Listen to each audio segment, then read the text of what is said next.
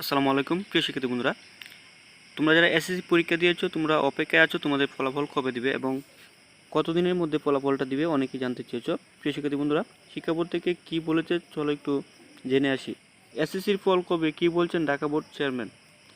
লিখিত পরীক্ষা শেষ হওয়ার পরবর্তী 60 দিনের মধ্যে ফলাফল প্রকাশের বাধ্যবাধকতা থাকায় 2025 সালের এইচএসসি ও সমমান পরীক্ষার ফল জুলাই মাসের প্রথমার্ধে প্রকাশ করা হতে পারে। এ বিষয়ে বুধবার 11 জুন আন্তঃশিক্ষা সমন্বয় বোর্ড সভাপতি এবং ঢাকা মাধ্যমিক ও উচ্চ মাধ্যমিক শিক্ষা বোর্ডের চেয়ারম্যান অধ্যাপক খন্দকার এহসানুল করিম সংবাদ মাধ্যমকে বলেন, সাধারণত লিখিত পরীক্ষা শেষ হওয়ায় পরবর্তী 60 দিনের মধ্যে ফলাফল প্রকাশ করা হয়। এবারও সময়সীমার মধ্যে ফল প্রকাশ করা হবে।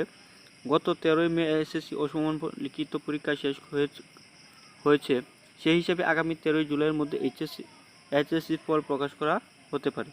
জানা যায়, এরই মধ্যে পরীক্ষকরা খাতা মূল্যায়ন শুরু করেছেন। মূল্যায়নের শেষে তা সংশ্লিষ্ট বোর্ডে পাঠানো হবে। এরপর ফল প্রকাশ করার সম্ভাবনা পাঠানো আন্তঃশিক্ষা বোর্ড সমন্বয় বোর্ড।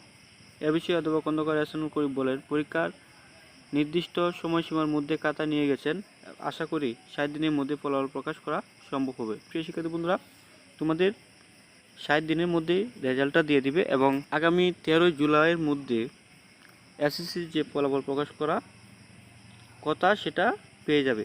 প্রিয় শিক্ষার্থী বন্ধুরা, সকল শিক্ষার্থীদের আপডেট পেতে সবার আগে চ্যানেলটি সাবস্ক্রাইব করে রাখো।